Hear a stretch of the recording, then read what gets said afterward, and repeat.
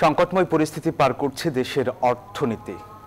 উচ্চ সুদের হার, বিনিয়োগে স্থবিরতা, বেকারত্ব, উচ্চ মূল্যস্ফীতি, রপ্তানি রাজস্বে মন্দাবস্থা আর রাজনৈতিক অনিশ্চয়তা অস্বস্তিতে রেখেছে অর্থনীতিকে। এমন বাস্তবতায় বিনিয়োগে আস্থা ফেরাতে রাজনৈতিক স্থিতিশীলতা চান ব্যবসায়ীরা।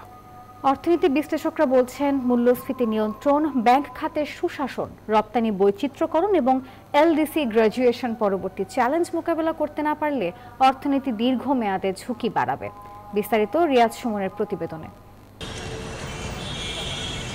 খাদের কিনারা থেকে ফিরে দেশের অর্থনীতিতে উকি দিচ্ছে কিছুটা আশার আলো। রপ্তানি ও প্রবাসী আয়ে গতি ফিরেছে। মূল্যস্ফীতি এক অঙ্কের ঘরে নামলেও তা এখনও কাঙ্ক্ষিত মাত্রার অনেক উপরে। ব্যাংক ঋণের উচ্চ সুদহার আর রাজনৈতিক অস্থিরতায় ভুগছেন বেসরকারি খাতের উদ্যোক্তারা। যে আমরা তৈরি পোশাক শিল্প বলেন বা আমাদের যে কমোডিটিজ আইটেমগুলোর যে একটা কমন আমাদের প্রফিট মার্জিন, সেটা হলো সিঙ্গেল ডিজিটে আমরা আছি। এখন আমাদের লোন নিতে হচ্ছে আপনার ডাবল ডিজিটে, 13, 14, 15%। এতে তো আসলে আমাদের যে একটা স্প্রেডটা এত বেশি বেড়ে গিয়েছে, যার কারণে আসলে ব্যবসায়ীরা কোনোভাবে তাল মিলাতে পারছে না। বান্ডেল থাকলে প্রতি সেনমানিতে টাকা বাঁচবে। বিকাশ সেনমানি বান্ডেল কিনে জিতুন প্রতি লেনদেনে। সরকারের পর্যবেক্ষণে উঠে এসেছে অর্থনীতির দুর্বলতার চিত্র। পরিকল্পনা কমিশনের সাধারণ অর্থনীতি বিভাগের অক্টোবর মাসের ইকোনমিক আপডেট বলছে, বেসরকারি খাতে ঋণ প্রবৃদ্ধি কমে যাওয়া, উচ্চ সুদহারের কারণে বাড়ছে না বিনিয়োগ, কমছে কর্মসংস্থান ও উৎপাদন।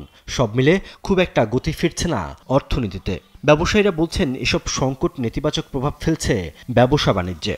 গত 2 বছরে আমাদের অনেক ইন্ডাস্ট্রিও কিন্তু বন্ধ হয়ে গেছে, কারণ তারা এই প্রচলিত ব্যবসায়িক ধারাবাহিকতায় তারা তাল মিলাতে পারছে না। তো সব কিছু মিলিয়ে আমাদের এখানে আসলে একটা আমরা কেমন জানি শঙ্কা এবং আগামী দিনের অনিশ্চয়তার মধ্যে আমরা এখন দিনাতিপাত করছি আর কি। এখন আমাদের একটা রাস্তা, হয় মিল বন্ধ হয়ে যাবে, অন্যথায় আমাদেরকে এখানে এই ধরনের চিন্তা করতে হবে যে আমরা মিলগুলো কিভাবে পরিচালনা করে আমরা যে ব্যাংকের টাকা লোন নিয়েছি আগে, সেই টাকাটা আমি পরিশোধ করতে পারি। এর জন্য আমার দরকার হয়েছে আমাকে বিদেশি বিনিয়োগকারী আনতে হবে। ব্যবসায়ী ও অর্থনীতিবিদরা বলছেন, দেশের রাজনীতিতে এখনও স্থিতিশীলতা ফেরেনি।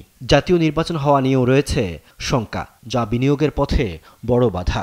সুন্দর রাজনৈতিক পরিবেশে যদি আমরা উত্তরিত হতে পারি, সেটার জন্য আমরা আশাবাদী। তাহলে হয়তো নতুন নতুন ইনভেস্টমেন্ট আসবে, কর্মসংস্থান বাড়বে। তো বিনিয়োগের ক্ষেত্রে সবচেয়ে বড় প্রয়োজন আমার এই মুহূর্তে যে সঠিক সময়ে ইন্টারিম গভর্নমেন্ট যে নির্বাচনের যে সময় ধার্য করেছে ফেব্রুয়ারি, দ্রুততম ব্যবস্থা নেওয়া, যে ফেব্রুয়ারির মধ্যেই আমরা মানুষের নির্বাচিত সরকারের কাছে যেতে পারি, যেটা ছাড়া বিনিয়োগকারীর আস্থা ফেরত আসবে না। ব্যবসা বাণিজ্য এবং বিনিয়োগের ক্ষেত্রে সংস্কার, জ্বালানি নিরাপত্তা এবং নতুন নতুন বৈদেশিক শ্রমবাজার সম্প্রসারণের তাগিদ দেন অর্থনীতি বিশ্লেষকরা।